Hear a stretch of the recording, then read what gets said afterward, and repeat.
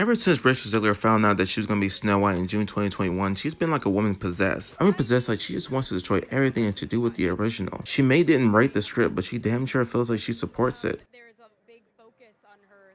What do you mean there's a big focus on her love story? It is a love story. And there it is. She calls the prince a stalker. And weird?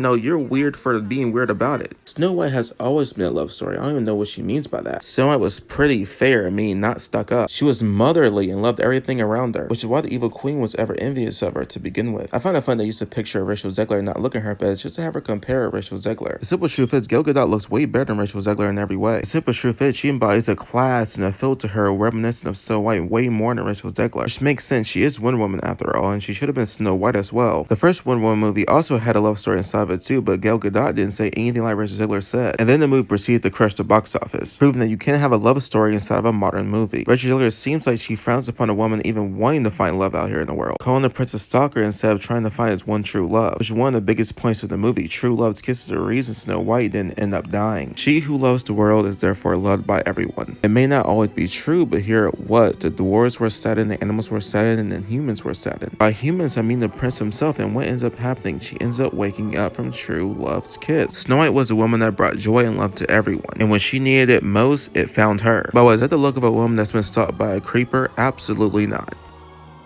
Rachel Zegler embodies nothing of Snow White, not by looks or character. Funny enough, her co-star does though. Rachel Zegler made one of her most controversial comments in 2024. In 2023, Gal Gadot said she stands with Israel. The Israel-Hamas war also started in 2023. As a thoughtful woman, Rachel Zegler should have kept her comments to herself, seeing that her co-star and partner in the huge movie coming up is not only Israeli, but really military, and has already voiced her support. It would have been more tactful of Rachel Zegler to wait after the movie presented and she was done with Gal Gadot, then voice her concerns. At least then she'd been called two-faced and not stupid. Because now with all the stuff she's saying and doing, she put a metaphorical wall up between her and Gal Gadot and the entire cast. I'm talking about the producers, the people who fund this movie. Even they're tired of Rachel Zegler's comments by now. Let's look at what a body language expert says about Rachel Zegler and Gal Gadot at the Oscars. The body language expert James pointed out that Zegler's close-lit beam and her head held back conveyed that she was unwilling to fully engage, while Gal Gadot's fidgeting and downcast eyes suggested discomfort. Even in the beginning, Zegler came out animated like a robot and Gal Gadot came out defensive.